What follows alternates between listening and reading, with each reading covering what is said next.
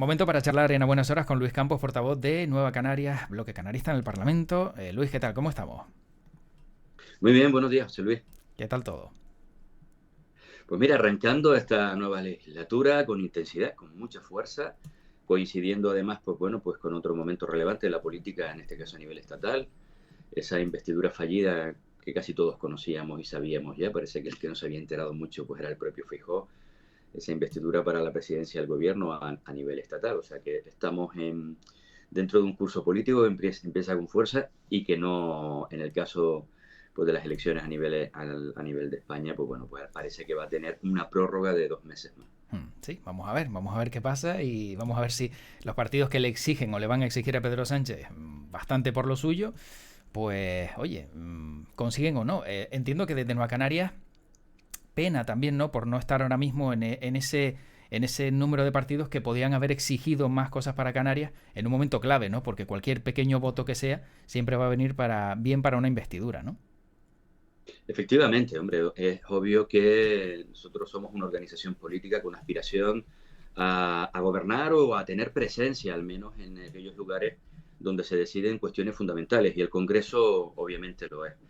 De haber salido nos quedamos a nada durante incluso el recuento, hasta el 60% aproximadamente del escrutinio, Nueva Canarias estuvo dentro y bueno, fue a partir de ahí poco a poco cuando ya pues nos alejamos un poquito de esa posibilidad, pero lo estuvimos rozando y hubiera sido fundamental. Nuestro voto hubiera sido esos votos, como bien comentas, Mm. decisivos para una posible investidura y a partir de ahí obviamente exigir y colocar, defender nuestros derechos y nuestras aspiraciones para seguir avanzando en autogobierno y seguir avanzando pues en derechos para esta tierra.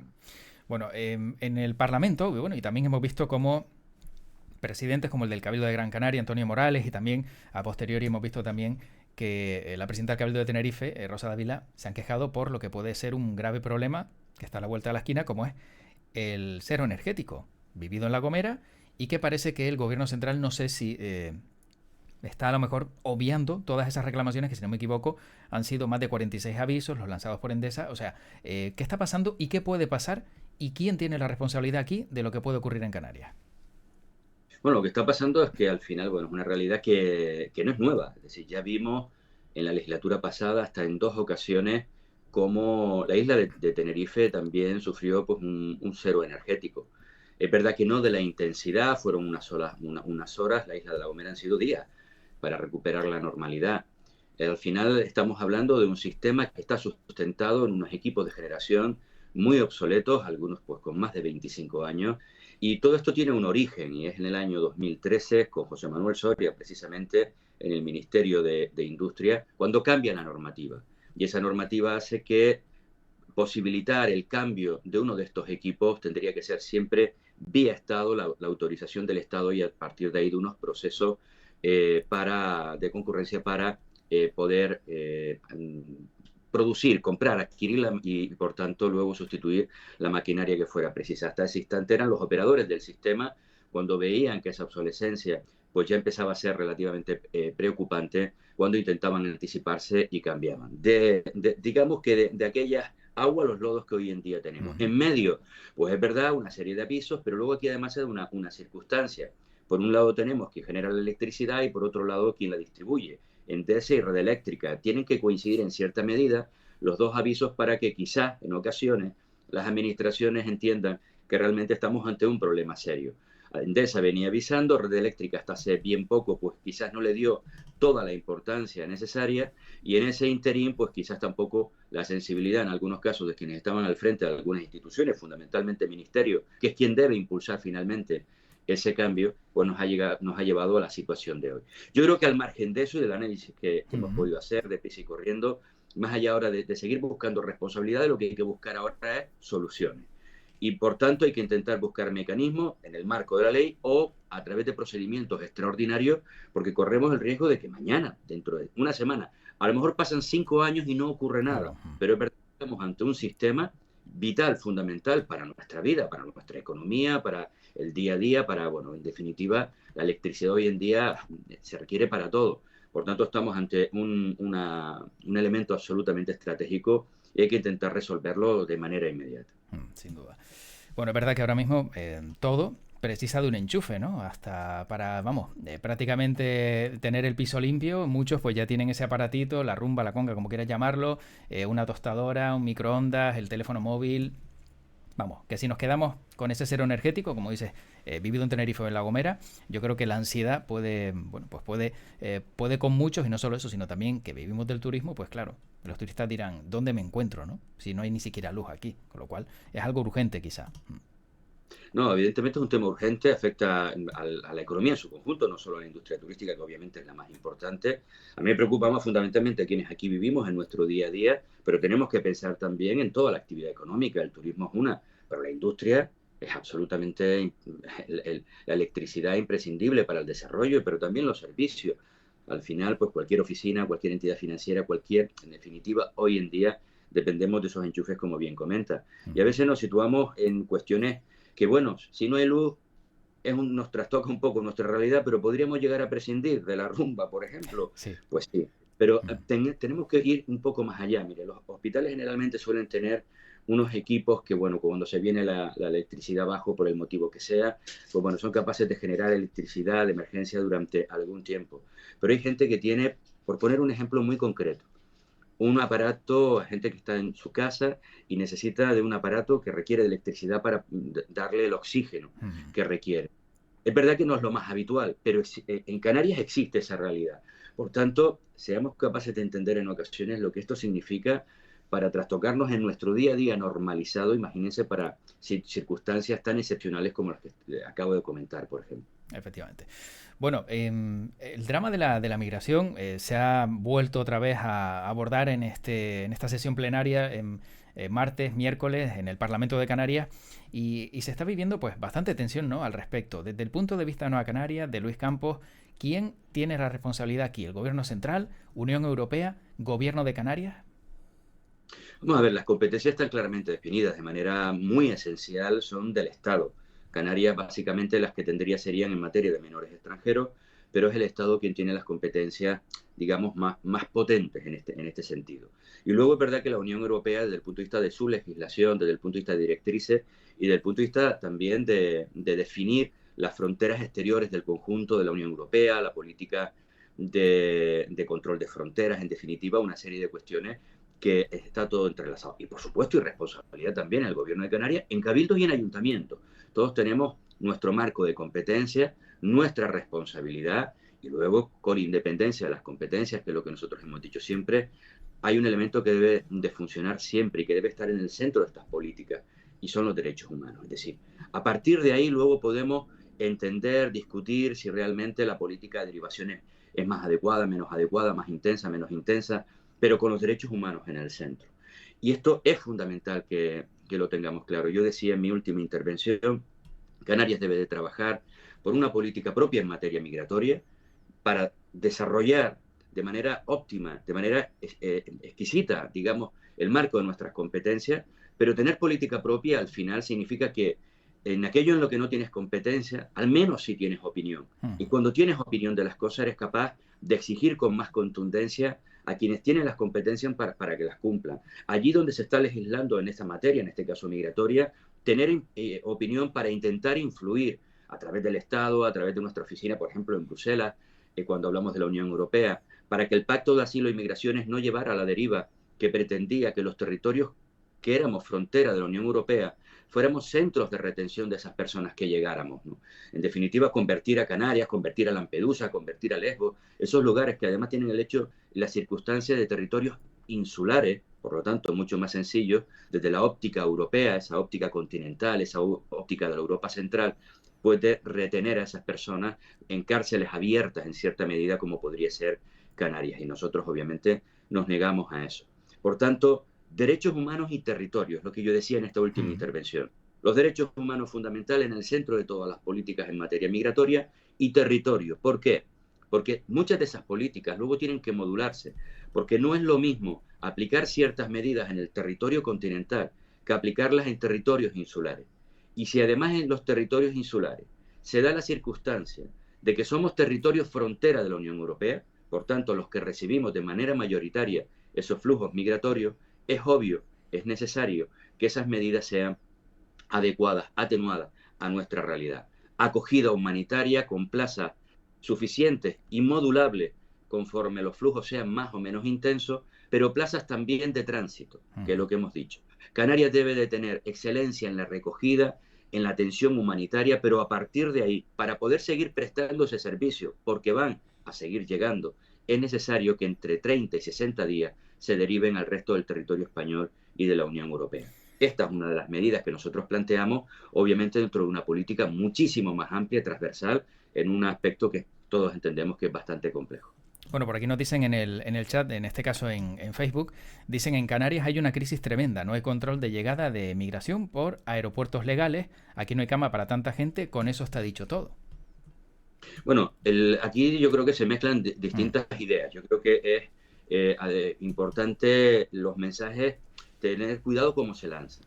Es verdad que está muy focalizado cuando hablamos de migraciones, siempre esa mirada hacia nuestras mareas, ¿no? Hacia las costas, hacia nuestras playas, porque es, digamos, la ruta canaria, esta que llega del África Occidental a Canarias, una de las más peligrosas del mundo, en el sentido que es donde más gente muere. Y obviamente, pues eso genera una atención mediática mayor. Además, por el mecanismo, son embarcaciones, medios de transporte tremendamente frágiles y porque impacta en ocasiones pues ver esos salvamentos cuando se producen en alta mar, pues a punto de hundirse una embarcación, una patera, un cayuco o ahora por último neumáticas y cómo se les va recogiendo del agua y salvándole la vida o cómo en ocasiones incluso vemos cómo desembarcan y en nuestras propias playas, y eso es muy llamativo, ¿no?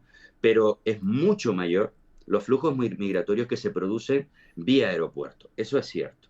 Dicho esto, cuando hablamos de que aquí no hay cama para tanta gente, la cuestión está en que modulemos el mensaje, porque yo estoy de acuerdo en que la contención al crecimiento poblacional es esencial, pero es que el crecimiento poblacional en Canarias no ha venido precisamente de la mano fundamentalmente de los que llegan a través de pateras o cayucos, ha venido ni siquiera, aunque hay una parte, de esos movimientos migratorios no regulares, sino ha llegado precisamente de los movimientos de personas que han llegado de manera absolutamente reglada. Hablo tanto de personas que vienen del resto del Estado español como del resto de la Unión Europea. Tenemos población italiana que ha tenido un crecimiento importantísimo. Y yo creo que si tenemos esa mirada de que aquí no hay cama para tanta gente, tenemos que tener una política amplia en este sentido y no precisamente sobre determinados colectivos que además son los más vulnerables. Y en el caso de las personas migrantes que llegan de África, hay que reconocer que una parte importantísima de ellos han sido derivados. Nosotros lo que pretendemos es que esa derivación sea más ágil, más eficaz y que además Canarias sepa cuáles son los protocolos y no tengamos ese oscurantismo, esa falta de transparencia. Bueno, también tengo que preguntarle a Luis Campos sobre esa norma que va a regular el alquiler turístico, que hemos visto que en el Parlamento de Canarias, pues, si no me equivoco, cuenta con la unanimidad, ¿no? de todas las formaciones políticas, ¿no? De qué manera se va a regular y de qué manera pues, se va a equilibrar o lograr ese equilibrio tan difícil de aquí hay muchas, aquí hay pocas, zonas tensionadas, zonas no tensionadas y sobre todo aquellos que buscan un alquiler asequible en cualquier punto de Canarias lo tengan al alcance de la mano. Vamos a ver, Canarias, uno de sus principales problemas en este instante es precisamente el de la vivienda, sin duda alguna. Yo creo que ya muy pocos municipios se escapan a una situación absolutamente tensionada. Y aquí hay, digamos, varias causas que nos han llevado a este punto. Múltiples. Una de ellas la que yo acabo de nombrar. El crecimiento poblacional que hemos tenido en los últimos 25 años ha hecho que Canarias crezca en 500.000 su población. Pero es que en los 25 años anteriores otro 500.000. Y este millón en 50 años puede parecer que no es mucho si hablamos de una población de 40 millones. Pero cuando hablamos de una población que tenía 1.000.000 y ahora tiene 200, pues obviamente el crecimiento es muy importante. Es el primer elemento. La falta de una política de vivienda pública en nuestra tierra también ha incidido. Es ahora, por fin, desde hace ya 3 años, cuando contamos con un plan canario de vivienda, con 600 millones de euros de ficha financiera y que esperemos que ya en los próximos meses y años empecemos a ver los resultados. Pero estuvimos más de una década sin política de vivienda y sin nueva construcción de vivienda pública. Y luego hay otros múltiples factores, pero uno de ellos, sin duda alguna, obviamente es el alquiler vacacional, porque ha detraído decenas de miles de viviendas que antes eran de alquiler residencial para destinarlo a la actividad turística. Y esto... Se ha ido la comunicación con Luis Campos. Vamos a recuperarla porque Se ha quedado ahí a medio. Vamos a ver si podemos recuperar esa comunicación. Vamos para allá otra vez con Luis. A ver si justo que nos estaba contando, pues, lo que estaba pasando con algunas zonas, sobre todo, ¿no? Zonas, bueno, vamos a ver si... Le estoy mandando ese mensajito a ver si recuperamos esa comunicación. Porque precisamente nos estaba diciendo Luis Campos, justo, pues, que hay lugares, y creo recordar, y era uno de los datos que daba si no me equivoco, y enseguida Luis lo va... bueno, lo puede corroborar, el dato que daba la consejera en el día de ayer sobre, creo que era Corralejo, decía que estaba, pues, si no me equivoco, un 30% de las viviendas que había ahora mismo bueno, en Fuerteventura, justo eran viviendas que estaban, pues, solo para alquiler vacacional, ¿no? De ese 30% en Corralejo, que claro, lo quieras o no, pues es muchísimo. Bueno, recuperamos esa comunicación con Luis. Bueno, decías, Luis, que justo hay muchas zonas donde pues realmente cuesta muchísimo meterse, ¿no? a vivir precisamente por el alquiler vacacional. Efectivamente, yo creo que casi en algunas es imposible. Y donde encuentras algo que ya el problema no es que pagues mucho, es que no lo encuentras, pero donde lo encuentras, el precio es absolutamente inviable para una familia, para una persona que tiene un empleo pues entre 1.500, 2.000 euros, es decir, porque pagas más del 50% de tus ingresos destinados al alquiler. Por tanto, estamos hablando de un problema muy, muy serio. Y hay que actuar. Y nosotros venimos diciéndolo desde hace tiempo. Somos conscientes de que el alquiler vacacional es una realidad que está además ya desarrollada a nivel global, a nivel internacional. No se trata de acabar con el alquiler vacacional, que tiene algunos componentes positivos, pero sí se trata de regularlo y de regularlo con intensidad. No es posible, José Luis, que a día de hoy, como bien comentas, municipios donde más del 30% de su oferta, digamos, de vivienda esté destinada a actividad turística. Además, en municipios donde son turísticos y tienen pues establecimientos turísticos pues ya arreglados a los que se les ha exigido multitud de medidas, de parámetros muy, muy exigentes en Canarias, porque hemos intentado apostar por un turismo cada vez de mayor calidad y, por tanto, cuando tú requieres eso para que alguien se dedique a esta actividad y al día siguiente, por la puerta de atrás, alguien, el piso del tercero B, en un edificio que no reúne ningún tipo de condiciones, pues al final también, en el mismo instante en que lo decide, puede convertirlo en un establecimiento turístico, creo que va en detrimento de la calidad turística, pero fundamentalmente va en detrimento de la posibilidad de acceder a la vivienda en un precio razonable y de una convivencia social también, porque en el tercero B de un edificio cualquiera, normalmente lo que se hace es residir. Digamos, el estilo de vida de un turista no siempre es compatible con el estilo de vida de un residente. Bueno, la última, Luis, realmente ya se están viendo casos de propietarios que están alquilando la vivienda por habitaciones porque le sacas más rentabilidad, con lo cual estamos llegando a ese punto de exceso de ni siquiera tener vivienda propia, sino vivienda compartida. No, y estamos viendo casos de gente que alquila una tienda de campaña en la azotea y nos acercamos cada vez más a aquello que cuando por primera vez lo escuchábamos nos echábamos las manos a la cabeza, ¿no? Cuando escuchábamos aquello de que en Ibiza se alquilaban balcones para que la gente durmiera, ¿no? Y que allí la realidad, pero ya no la realidad de alguien que se ha quedado sin vivienda por una circunstancia económica, no, no, de funcionarios y de medio y alto nivel, policías nacionales, fiscales que duermen y han decidido finalmente, algunos dormir en sus coches hasta que encuentran piso y otros se han decidido a alquilar caravanas para poder vivir. Y tenemos que evitar llegar a ese punto, que casi lo estamos rozando. Sí. Por tanto, al final las fórmulas son complejas, son difíciles, porque hay una parte que dependerá de la legislación canaria, pero hay otros temas que rozan con la legislación básica estatal. Es complejo. Luego, por ejemplo, si hablamos del alquiler vacacional, hay sitios donde puede tener, pues incluso componentes positivos. Pero yo sí creo que no es tan difícil entender dónde hablamos de zonas tensionadas. Una zona tensionada, al final, es un lugar en el que una persona intenta buscar un alquiler y no lo encuentra. Y cuando lo encuentra, está por encima de los 700, 800, 900 euros. Eso es una zona tensionada. Y esa es la realidad hoy en día de muchos de los municipios en Canarias. A partir de ahí, que en determinados lugares, con determinadas tipologías de vivienda, el alquiler vacacional pueda ser una alternativa económica para muchas familias, genial, incluso de desarrollo en determinadas áreas rurales, etcétera. Pero que los barrios más populares o que zonas que ya están altamente tensionadas. Seamos capaces de colocar medidas que limiten el destino de viviendas que originalmente se dieron licencias con carácter residencial y no puedan pasar a turísticas, nosotros lo vamos a defender. Y que podamos perseguir también ese tipo de mecanismos de infravivienda, que no deja de ser ese alquiler de cuartos, de habitáculos extraños, pues nosotros también en ese lado nos van a encontrar. Muy bien. Bueno, pues tenemos que terminar y que nos perdone también el dueño del tercero B, que ha sido el ejemplo que ha puesto Luis, pero bueno, ha sido aleatorio. Podía haber sido cualquier otro piso, ¿verdad, Luis? No vaya a ser que de repente el del tercero B diga, oye, ¿por qué yo? Suele ocurrir también en el cuarto A, te lo garantizo. Claro. Oye, Luis, supongo que saliendo de este tono, digamos, tan serio, también mala imagen ayer, ¿no?, de la Unión Deportiva Las Palmas. Siempre te tengo que preguntar porque sé que eres fiel seguidor y la verdad que también contra un Real Madrid es difícil, pero una segunda parte prácticamente para olvidar. Sí, vamos a ver.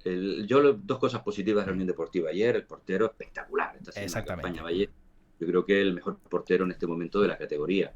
Los números además sí lo demuestran. Realmente Las Palmas no está marcando goles, pero están marcando muy poquitos, ¿no?